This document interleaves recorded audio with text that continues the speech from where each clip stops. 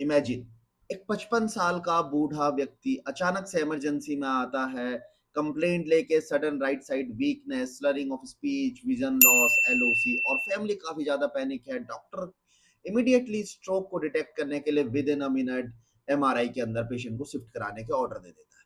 Suddenly अब patient MRI room के अंदर आ गया है, तो अब आप ऐसी कौन सी सीक्वेंस यूज करने वाले हो एमआरआई के अंदर कि जिससे जल्दी से जल्दी स्ट्रोक डिटेक्ट हो पाए कि क्या ये इस्केमिक स्ट्रोक है या नहीं, ये हेमरेजिक है।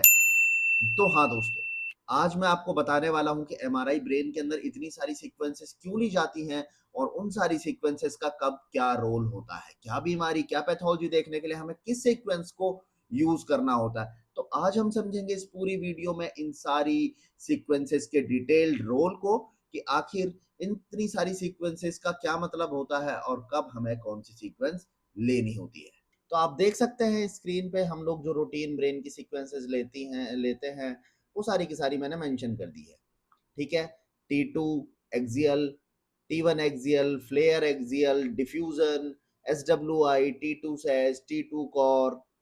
ठीक है, तो ये सारी जो इंपॉर्टेंट सीक्वेंसेस हम लोग एमआरआई ब्रेन के अंदर लेते हैं, आज हम इन सबको समझेंगे, एक एक करके सबका रोल समझेंगे, सबको रूल आउट करेंगे और क्या पैथोलॉजी किसमें कैसे दिखती है इस पे भी डिस्कशन करेंगे। तो चलो दोस्तों, अब आते हैं स्क्रीन पे और समझते हैं। सबसे पहले हम लोग T2 एक्सियल सीक्वेंस, इसमें हमें सारी चीजें कैसे दिखाई देंगी या ब्रेन कैसा दिखाई देगा। तो चलो स्क्रीन पे। तो गाइज ये सबसे पहले आप जो स्क्रीन पे देख रहे हैं ये है T2 एक्सियल इमेज। आप देख सकते हो T2 एक्सियल इमेज, अभी मैं स्क्रॉल कर रहा हूं। तो आप लोग कैसे पहचानोगे कि ये इमेज T2 एक्सियल है और इसका क्या रोल होता है, आज हम इसमें समझेंगे। ठीक है, तो जो T2 एक्सियल इमेज होती है, इसमें जो CSF हमें है वो क्या दिखाई देता है, ब्राइट दिखाई देता है। आप लोगों ने, बहुत सारे लोगों ने सुना होगा और पहले पढ़ा भी होगा कि T2 के अंदर जो CSF होगा वो हमें क्या दिखाई देगा, ब्राइट दिखाई देगा। ठीक है, तो अब देखो, ये देखो, ये है लेटरल वेंट्रिकल्स। ठीक है, जहां पे कि CSF कंप्लीटली फिल होता है, भरा हुआ होता है। तो आप देख सकते हो वेंट्रिकल्स क्या है, आपको कंप्लीटली ब्राइट दिखाई दे रहा है, हाइपर इंटेंस दिखाई दे रहे हैं। क्या दिखाई दे रहा है, हाइपर इंटेंस दिखाई दे रहे हैं। तो CSF कंप्लीटली व्हाइट है और इसके अंदर क्या है, हमें वेंट्रिकल्स ब्राइट दिखाई दे रहे हैं क्योंकि यहाँ पे CSF। ठीक है, अभी आप कुछ और स्पेसेस भी ये देख रहे होंगे, सल्कस वाला ये भी आप स्पेस देख रहे होंगे, ये कंप्लीटली ब्राइट जो चमक रहा है, कंप्लीटली ब्राइट है। देखो, आप ढंग से देखो एक बारी। ठीक है, काफी ब्राइट जो ये एरिया है, ये सल्कस। ठीक है, तो यहाँ पे अरेक्नोइड स्पेसिस में भी क्या होता है, CSF भरा हुआ होता है। तो इसलिए ये सारा स्पेस हमको क्या आ रहा है, ब्राइट नजर आ रहा है। ठीक है, अरेक्नोइड स्पेस में क्या होता है, CSF फील्ड होता है, तो इसलिए हमें ये सारा एरिया भी ब्राइट नजर आ रहा है। तो इस तरीके से हम लोग कंफर्म करेंगे कि जिसके अंदर भी ब्रेन में वेंट्रिकल्स ब्राइट दिखाई देंगे तो वो कौन सी सीक्वेंस होगी, T2 सीक्वेंस होगी।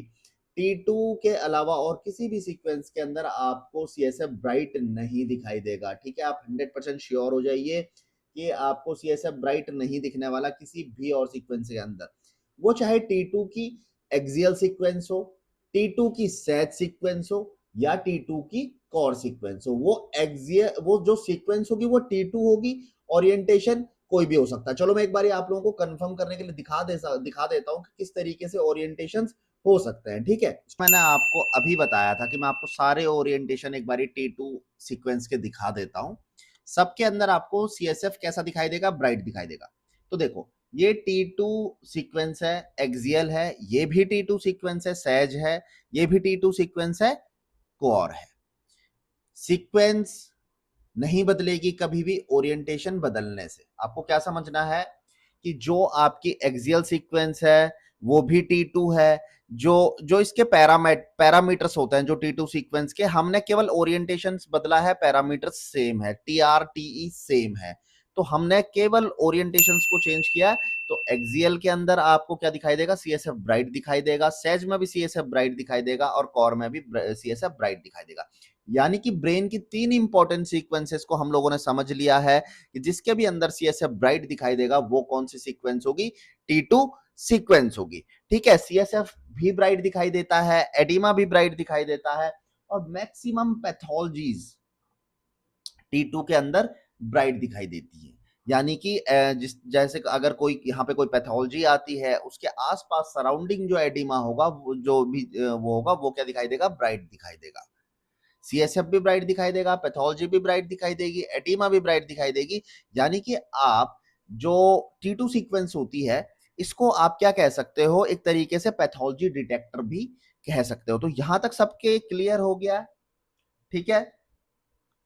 भी हम लोग कहते हैं कि जो T2 सीक्वेंस होती है, क्या होती है? फ्लूइड सेंसिटिव होती है। किसी भी तरीके की पैथोलॉजी के लिए हमेशा इसमें पैथोलॉजीज ब्राइट दिखाई देती है। तो हम लोग T2 सीक्वेंस, आप कोई भी मतलब ब्रेन किसी भी कंडीशन में आप कर रहे हैं, तो T2 सीक्वेंस आपको लेनी होती है, क्योंकि बहुत सारी पैथोलॉजी, ये सारी पैथोलॉजीज इसके अंदर ब्राइट दिखाई देती है, और पैथोलॉजी को डिटेक्ट करने के अंदर T2 हमारी बहुत ज्यादा हेल्प करता है। ठीक है। तो चलो अब हम लोग नेक्स्ट बात करते हैं। T2 सीक्वेंस के बाद हम लोग बात करते हैं फ्लेयर की। उसमें भी सब कुछ T2 की तरह ही होता है, बस एक चीज थोड़ा सा डिफरेंट होती है। बिल्कुल एक चीज, अब आप लोग एक काम करो, नोटबुक निकालो, नोटबुक में लिखो वेंट्रिकल्स, सॉरी वेंट्रिकल्स भी मत लिखो, आप लिखो CSF is equal to bright in T2, इतना लिखो। नेक्स्ट सीक्वेंस को आप कभी नहीं भूलोगे, किस तरीके से मैं आपको बताऊंगा, बस आप इतना लिखो कि जो CSF है वो T2 के अंदर ब्राइट है, बस आप इतना नोट करो। अगली सीक्वेंस में मैं आपको इस चीज को एक्सप्लेन करता हूं कि कैसे आप अब इस चीज को कभी भी नहीं भूलोगे भाई। ठीक है। ठीक है। तो अभी मैंने आपको बताया कि भाई आप लोग T2 को क्या लिख लो, अपनी कॉपी में नोट कर लो, नोट डाउन कर लो कि CSF क्या दिखाई देता है? ब्राइट दिखाई देता है। अब T2 एक सीक्वेंस हम लोगों ने कवर कर लिया, अब हम लोग कवर कर रहे हैं फ्लेयर एक्सियल। ठीक है। तो फ्लेयर सीक्वेंस हम लोग जो लेते हैं एक्सियल में, ये देखो सामने स्क्रीन पे चल रही है। ठीक है। तो हम लोगों ने, जैसे मैंने अभी आपको बताया था कि जो वेंट्रिकल्स है उसके अंदर CSF होता है, ब्राइट दिखाई देता है। ठीक है। एरेक्नोइड स्पेस में जो CSF होता है, ब्राइट दिखाई देता है। कहीं पे भी CSF होता है, जो स्पाइनल कॉर्ड में CSF होता है, सब ब्राइट दिखाई देता है। फोर्थ वेंट्रिकल, थर्ड वेंट्रिकल, सब के सब अंदर CSF ब्राइट दिखाई देता है। लेकिन अब आपको क्या करना है, जो फ्लेयर सीक्वेंस है उसमें बिल्कुल अपोजिट कर देना। फ्लेयर सीक्वेंस के अंदर CSF हर जगह डार्क दिखाई देगा। ठीक है। अब देखते हैं, चलो। ये आया भाई आपका पहला फोर्थ वेंट्रिकल। फोर्थ वेंट्रिकल के अंदर आप लोग देखोगे CSF एकदम डार्क दिखाई दे रहा है। आगे चलते हैं, थर्ड वेंट्रिकल। थर्ड वेंट्रिकल के अंदर भी CSF डार्क है। लेटरल वेंट्रिकल, CSF डार्क है। अरेक्नोइड स्पेसिस, CSF डार्क है। तो सबसे बड़ा कंफ्यूजन आप लोगों का आज अब खत्म हो गया है। आप लोगों को कंपेयर कैसे करना है कि T2 के अंदर CSF दिखाई देगा ब्राइट, फ्लेयर के अंदर दिखाई देगा, अब बताओ क्या दिखाई देगा? डार्क। ठीक है। अब चलो कंपैरिजन करा देता हूं आप लोगों को, 1 मिनट के अंदर कंपैरिजन भी करवा देता हूं भाई। मतलब सारे डाउट्स हम लोग इस क्लास के अंदर क्लियर कर लेंगे। ठीक, तो चलो भाई क्लियर करते हैं डाउट को। अभी बताया था ना आपको, ये है, समझ आ गया? ये है फ्लेयर इमेज। ठीक है। देखो CSF एकदम वेंट्रिकल्स के अंदर डार्क दिखाई दे रहा है, और ये है आपकी T2 इमेज, वेंट्रिकल्स के अंदर CSF ब्राइट दिखाई दे रहा है। तो अब क्या होता है, देखो हमें क्यों क्यों फ्लेयर की जरूरत पड़ी, क्यों फ्लेयर की जरूरत पड़ी? अब माना अगर ये कोई वेंट्रिकल है, देखो इस वेंट्रिकल के अंदर क्या होगा, अगर कोई लीजन आता है या कोई भी ऐसी पैथोलॉजी यहाँ पे आती है, या एरेक्नोइड स्पेसिस में सल्कस के पास आती है, तो जो इनकी हाइपर इंटेंसिटी है, जो CSF इतना ब्राइट दिख रहा है, इनकी इतनी अच्छी विजिबिलिटी है कि ये किसी भी पैथोलॉजी के सिग्नल को कंप्रेस कर सकते हैं। जो पेरिवेंट्रिकुलर लीजन्स होते हैं, मल्टीपल स्क्लेरोसिस होता है, ये जो सिग्नल्स हमें वेंट्रिकल्स के अंदर मिलते हैं, इसको ये क्या कर सकते हैं? दबा सकते हैं। तो हमें वहां की पैथोलॉजी पकड़ने में दिक्कत हो सकती है। अब अगर माना यहाँ पे कोई पैथोलॉजी है T2 के अंदर, CSF भी ब्राइट आ रहा है वेंट्रिकल में, और वो पैथोलॉजी भी ब्राइट आ रही है, तो आप नहीं पहचान पाओगे, आप डिफरेंशिएशन नहीं कर पाओगे कि वो पैथोलॉजी है या CSF, और 99% टाइम क्या होगा कि हम लोग उसे एबनॉर्मल छोड़ के मिस कर देंगे। लेकिन वो चीज मिस ना हो, इसलिए हम लोग यूज करते हैं फ्लेयर का। ताकि अब क्या होगा, जब हम लोग T2 के बाद फ्लेयर सीक्वेंस यूज करेंगे, तो जो फ्लूइड होगा वो क्या हो जाएगा? सप्रेस हो जाएगा। फ्लूइड क्या हो जाएगा? सॉरी, CSF क्या हो जाएगा? सप्रेस हो जाएगा, और पैथोलॉजी चमक जाएगी। केवल CSF सप्रेस होगा, केवल फ्री फ्लूइड CSF इसमें हमारा सप्रेस होता है। पैथोलॉजी का, पैथोलॉजी के जो सिग्नल्स होंगे वो सप्रेस नहीं होंगे, क्योंकि आप देखोगे किसी भी पैथोलॉजी में जो एडिमा आता है वो T2 से भी ज्यादा हाइपर आपको फ्लेयर के अंदर मिलेगा। कोई भी एक्यूट इन्फ्लामेशन है वो आपको फ्लेयर के अंदर क्या मिलता है, हाइपर मिलता है। तो आपको पैथोलॉजी डायग्नोस करना फ्लेयर में और आसान होता है। मतलब आप ये समझो कि और फिल्टर्ड सीक्वेंस होती है एक तरीके से फ्लेयर, इतनी इजी कर देता है हम लोगों को डायग्नोस करना एज कंपेयर टू T2 से भी अच्छी चीजें इसमें क्या होती है, पैथोलॉजी क्या हो जाती है, हमें हाइपर होकर दिखती है। तो फिलहाल आज के लिए अभी हम इसको इतना ही समझेंगे। इन डिटेल्ड पर सीक्वेंस हम लोग और लॉन्ग जाएंगे और डिटेल जाएंगे, लेकिन आज ये बेसिक इंटरप्रिटेशन करना मैं आप लोगों को बता रहा हूँ, ताकि जो स्टूडेंट्स जो फ्रेशर स्टूडेंट्स हैं या जो फ्रेशर रेडियोग्राफर्स हैं, एमआरआई रेडियोग्राफर बनना चाहते हैं, हम लोगों को बहुत दिक्कतें होती थी, आज भी होती हैं। तो हम लोग भी ढूंढते हैं कि भाई कहीं से हमें अच्छा नॉलेज मिले, तो बस इन वीडियोस के थ्रू आप लोगों को मैं वो अच्छा नॉलेज देने का कोशिश करता हूँ। अगर आपको वीडियोस अच्छी लगती है कमेंट करके मुझे बताना। सब्सक्राइब तो आप कर ही लोगे भाई, अगर वीडियोस में सच में अच्छा बताऊंगा। मेरे 10 बारी बोलने से कि सब्सक्राइब कर लो उसका कोई फायदा नहीं होता, ठीक है। तो हम लोग आगे बढ़ते हैं। अभी आप लोगों को यहाँ तक समझ आ गया होगा फ्लेयर, और हमने T2 को, सॉरी ये फ्लेयर है ये T2 है, इसको हमने अच्छे से कंपेयर कर लिया है, ठीक है। क्या क्या डिफरेंशिएशन है, CSF ब्राइट है, फ्लेयर के अंदर CSF डार्क है, बस आप फिलहाल इतना ध्यान रखो, ठीक है। अभी और भी बहुत सारी चीजें हैं, अब अगर आप लोग ध्यान देने पाओगे तो बहुत सारी चीजें और डिफरेंशिएशन भी है, ठीक है। लेकिन अब इसमें देखो जैसे फैट है, फैट एकदम हमें T2 के अंदर क्या दिखाई दे रहा है, ब्राइट दिखाई दे रहा है। फ्लेयर ये सीक्वेंस है, यहाँ पे कोई फैट ब्राइट नहीं दिखाई दे रहा, ना तो हाइपो दिखाई दे रहा है, ना तो हाइपर दिखाई दे रहा है, आइसो दिखाई दे रहा है, यानी कि ना तो ग्रे दिखाई, ना तो ब्लैक दिखाई दे रहा, ना तो व्हाइट दिखाई दे रहा, क्या दिखाई दे रहा, ग्रे दिखाई दे रहा।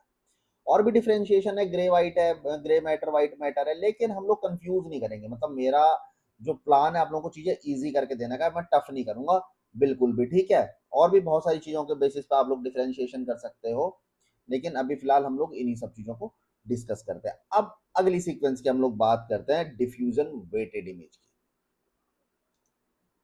तो चलो भाई अब बात करते हैं स्क्रीन पे दिखने वाली दो इमेजेस आप लोग देख रहे हो, DWI। तो क्या आपको याद है इस वीडियो के शुरू में मैंने आपसे पूछा था, आपसे कहा था कि अगर अचानक कोई patient sudden loss of consciousness की कंप्लेन से आए, राइट हैंड लेफ्ट हैंड काम नहीं कर रहा है, स्लरिंग ऑफ स्पीच है, डॉक्टर स्ट्रोक सस्पेक्ट कर रहे हैं, तो आप कौन सी सीक्वेंस चलाओगे?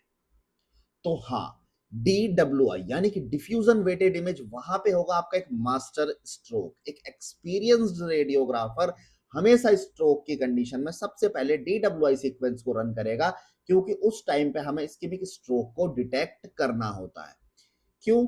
अगर इस तरीके कोई भी स्ट्रोक है, इस्केमिक स्ट्रोक आएगा, तो वहां पे क्या होगा, जो ब्राउनियन मोशन, जो वाटर की मूवमेंट होगी, वो ब्लॉक हो जाएगी, रेस्ट्रिक्टेड हो जाएगी डिफ्यूजन के अंदर, और हमें वहां से क्या होंगे, हाइपर यानी कि बहुत ज्यादा सिग्नल्स मिलेंगे जहां पे ब्लॉकेज होगी, और वो एरिया जहां पे इंफाक्ट है, जहां पे स्ट्रोक है, वो एकदम आपको क्या दिखाई देने लगेगा, ब्राइट दिखाई देने लगेगा। यानी कि देखो अभी क्या है कि मेरे पास वो मैंने सीक्वेंस नहीं खोली है, पैथोलॉजी पे हम लोग नहीं जाएंगे, तो अपने को बस इतना समझना है कि DWI सीक्वेंस का यूज हम लोग स्ट्रोक डिटेक्शन के लिए करते हैं, इन्फार्क्ट्स को देखने के लिए करते हैं, मेनली ब्रेन के अंदर, ठीक है। स्ट्रोक्स को देखने के लिए करते हैं, डिफ्यूजन रेस्ट्रिक्शंस को देखने के लिए करते हैं हम DWI सीक्वेंस का यूज।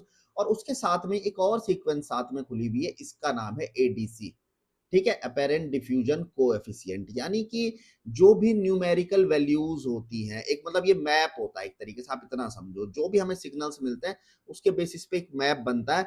तो अगर हमें कोई भी सिग्नल डिफ्यूजन के अंदर हाइपर दिखाई दे रहा है, कोई भी सिग्नल डिफ्यूजन के अंदर चमकदार दिखाई दे रहा है, तो वो हमें ADC पे हाइपो दिखाई देगा, तब हम कंफर्मेशन करेंगे कि यहाँ पे सच में डिफ्यूजन रेस्ट्रिक्शन है, डिफ्यूजन रेस्ट्रिक्शन है। वरना वो फॉल्स सिग्नल्स भी हो सकता है। आप लोग अगर ऐसा नहीं कि हर चमकने वाली चीज या हर ब्राइट चीज, जैसे हर चमकने वाली चीज सोना नहीं होता कहते हैं कुछ, वैसे हर ब्राइट चीज डिफ्यूजन के अंदर स्ट्रोक नहीं होती। आप लोगों को कंपेयर करना होता है चीजों को ADC से जाके। डिटेल्ड में इन फ्यूचर हम लोग डिस्कस करेंगे, क्योंकि अपना आप एक अच्छा टॉपिक है, और मेरी एक वीडियो DWI सीक्वेंस पे मैंने यूट्यूब पे ऑलरेडी डाली हुई है। आप लोगों को क्या करना है, जाके उसे पढ़ लेना, आप लोग बिल्कुल समझ जाओगे इसे, ठीक है। तो ये आप लोगों ने देख लिया DWI, आप लोग समझ गए कि DWI सीक्वेंस क्या होती है। अब आप लोगों को क्लियर हो गया होगा, ठीक है। ये क्या जो ये है B1000 वैल्यू होती है, मतलब इसकी सेंसिटिविटी को B जो बी वैल्यू होती है वो डिफाइन करती है डिफ्यूजन की। चलो वो लोग हम थोड़ा दूसरी तरफ जा रहे हैं, इसलिए मैंने आपको बता दिया कि एडीसी और डीडब्ल्यूआई दोनों को हम लोग कंपेयर करते हैं, देन हम लोग पहुंचते हैं कि पेशेंट को स्ट्रोक है या नहीं। तो इट मीन जब कंडीशन मैंने आपको जो दी थी कि वो जो पेशेंट आया था एक सडन मतलब स्ट्रोक की कंडीशन में, तो उसके लिए हमारे लिए जो सबसे यूजफुल सीक्वेंस रहने वाली है वो रहने वाली है डीडब्ल्यूआई। ठीक है, तो यहां तक समझ आ गया। अब एक और इंपॉर्टेंट सीक्वेंस, सब जगह हम केवल पैथोलॉजी की बात कर रहे हैं, सब जगह केवल पैथोलॉजी की बात कर रहे हैं, तो भाई एनाटॉमी कौन कंफर्म करेगा कि क्या वो वही ऑर्गन है जो हम सोच रहे हैं, क्या उसमें कोई कंफर्मेशन है? तो हाँ, अब हम लोग समझेंगे कि एनाटॉमी कौन सी सीक्वेंस जस्टिफाई करती है। अब आपको धीरे धीरे समझ आ गया हो कि भाई इतनी सारी सीक्वेंसेस लेने का क्या मतलब है। एक सीक्वेंस में जब काम हो सकता था, जैसा सिटी में चल रहा था, एक कट लिया और पेशेंट बाहर, इतनी सारी सीक्वेंसेस क्यों? इसीलिए कहते हैं कि एमआरआई में चीजें बहुत अच्छे से कंफर्म होती है। अब क्यों अच्छे से कंफर्म होती है, इसका रीजन आज आपको समझ आ जाएगा बिल्कुल इस पूरी वीडियो के अंदर। अब जब इस वीडियो को देख के निकलोगे भाई, जब आप इस वीडियो को बंद करोगे, तो एक अच्छा एक्सपीरियंस रेडियोलॉजी में एमआरआई ब्रेन के बारे में आपके पास होगा। एक आप नॉलेजेबल रेडियोग्राफर आज से होंगे कि भाई मैंने कोई सीक्वेंस चलाई तो क्यों चलाई, यू नो द रीजन। ठीक है, तो अब चलो आगे बढ़ते हैं और अब समझते हैं T1 सीक्वेंस के बारे में। ठीक है, तो चलो भाई, अभी अभी मैंने आप लोगों से बोला था ना कि भाई पैथोलॉजी सारी सीक्वेंसेस बता रहे हैं, बहुत देर से आप लोग नोटिस कर रहे हो कि पैथोलॉजी सारी सीक्वेंसेस बता रहे हैं, एनाटॉमी कौन बताएगा भाई? सारे लोग एक काम करेंगे तो कैसे काम चलेगा? नहीं चल सकता ना। ऐसा ही इधर पे भी है, 7-8 सीक्वेंसेस हैं, सबका सबका अपना अपना काम है भाई। सारा काम हर सीक्वेंस पैथोलॉजी बताएगी तो एनाटॉमी कौन बताएगी? हाँ, एनाटॉमी बताएगी T1 एक्सियल, एक्सियल नहीं, कोई सी भी हो, T1 सीक्वेंस बताएगी पैथोलॉजी। ठीक है, तो ये देखो भाई, ये है आपके सामने T1 सीक्वेंस। अब देखो इसमें ज्यादातर चीजें आपको हल्की ब्राइट, डार्क, आइसो, कुछ भी बहुत ज्यादा ब्राइट नहीं दिखाई दे रहा हो, इसीलिए ये यूजफुल होती है एनाटॉमी के लिए। इसमें व्हाइट मैटर ब्राइट दिखाई देता है, ठीक है, ग्रे मैटर थोड़ा डार्क दिखाई देता है as compare to white matter, ये आप देख सकते हो, है ना। और सीएसएफ जो वेंट्रिकल्स जो होते हैं, सीएसएफ जो है वो ब्लैक भी काफी लोग कहते हैं, लेकिन ये ब्लैक, ये डार्क फ्लेयर की तरह नहीं दिखाई देगा आपको, हल्का ग्रे सा दिखाई देगा इसके अंदर, आप देखो ये। तो बेसिकली आप लोग इतना समझो, और फैट ब्राइट दिखाई देता है, ये आप देख सकते हो, फैट क्या है, ब्राइट दिखाई देता है। ठीक है, तो आपको बेसिकली एनाटॉमी का यूज हम लोग करते हैं, T1 सीक्वेंस का यूज हम लोग करते हैं एनाटॉमी को देखने के लिए, किसी भी ऑर्गन के एनाटॉमी को समझने के लिए T1 बेस्ट सीक्वेंस होती है। इसीलिए हम लोग T1 ही वो सीक्वेंस है जिसका यूज हम प्री कॉन्ट्रास्ट और पोस्ट कॉन्ट्रास्ट करते हैं, यानी कि एमआरआई के अंदर आप जब भी पोस्ट कॉन्ट्रास्ट सीक्वेंस हम लोग करते हैं तो वहां पे हम लोग T1 सीक्वेंस का यूज करते हैं, और किसी सीक्वेंस को पोस्ट कॉन्ट्रास्ट रन नहीं हम लोग कर रहे होते हैं, हम लोग रन करते हैं T1 सीक्वेंस को। ठीक है, तो अभी आप लोगों को क्लियर हो गया हो कि T1 का क्या रोल है। T1 का रोल है सबसे बेटर, इसका काम होता है एनाटॉमी को डिस्क्राइब करना, एनाटॉमी को समझाना। तो चलो भाई, अब हमारी बची हुई लास्ट सीक्वेंस है SWI, यानी कि susceptibility weighting, susceptibility weighted image. ठीक है, तो चलो भाई दोस्तों, अब हम लोग बात करते हैं SWI सीक्वेंस की। ठीक है, तो SWI या GRE सीक्वेंस हम लोग ब्रेन के अंदर जो यूज करते हैं, इसका मेन काम होता है, ये आप ये समझो कि ये ब्लड के लिए, कैल्सिफिकेशंस के लिए बहुत ज्यादा सेंसिटिव सीक्वेंस होती है, सबसे ज्यादा ब्लड के लिए सेंसिटिव होती है। ठीक है, तो काफी सारे ब्लीड्स ऐसे होते हैं कि जो सिटी के अंदर मिस हो जाते हैं। मिस कैसे हो जाते हैं कि भाई आप सीटी करवाते हो, पेशेंट का कुछ भी नहीं निकलता, लेकिन पेशेंट अनकॉन्शियस है, कॉन्शियस नहीं है, एक्सोनल इंजरीज हैं, सीटी के अंदर मिस हो जाती है। लेकिन वहां पे हमें जब कोई माइक्रो ब्लीड सीटी स्कैन में मिस हो जाता है, तो वहां पे हमें हेल्प करती है SWI सीक्वेंस। हालांकि इस पेशेंट का ये तो थोड़ा सा मूवमेंट है, इस वजह से इमेजेस बहुत अच्छी नहीं मिल रही हैं, SWI की हमें इमेजेस बहुत अच्छी नहीं मिल रही है। तो अभी हम लोगों को बस इतना समझना है कि जो SWI सीक्वेंस होती है उसका काम बेसिकली क्या होता है, हेमरेज को डिटेक्ट करना, जो कि हम और सब जगह मिस कर रहे हैं, चाहे वो ओल्ड हो, चाहे एक्यूट हो, चाहे माइक्रो ब्लीड हो, तो उसे बहुत अच्छे से डिटेक्ट करती है SWI सीक्वेंस, और कैल्सिफिकेशंस को भी। SWI के अंदर हम लोग डिटेक्ट करते हैं, कंफर्म करने के लिए SWI सीक्वेंस का यूज करते हैं गाइस। तो अगर आपको वीडियो अच्छी लगी हो, सारी सीक्वेंसेस समझ आ गई, कोई कंफ्यूजन रहता है आप लोग कमेंट करना मुझे, मैं ट्राई करूंगा और एक्सप्लेन करने का और नई वीडियोस बनाने का। धीरे धीरे हम लोग रिपीट सारी उनको और अच्छे से डिटेल्ड में कवर करेंगे। फिलहाल ये आप लोगों के लिए एक रैंडम वीडियो है कि आप लोग कम से कम जहां भी फंस रहे हो उन चीजों से आप निकल पाओ, इजी वे में निकल पाओ, और इजी वे में डिलीवर करूंगा। आप बताना क्या चीज इसमें समझ नहीं आई, ठीक है? कुछ कंफ्यूजन रहेगा आप मुझे बताना। Thank you guys.